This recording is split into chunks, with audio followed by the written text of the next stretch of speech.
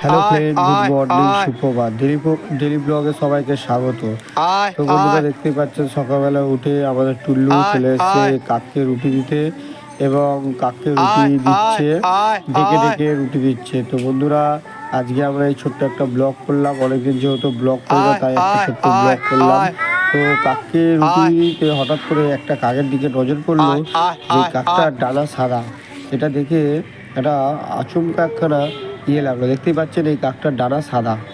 এটা কিন্তু একটা অন্যরকমই কাক, দেখলেন তো, ডানাটা পুরো সাদা। তো তাই জন্যই ব্লগটা আরও করলাম।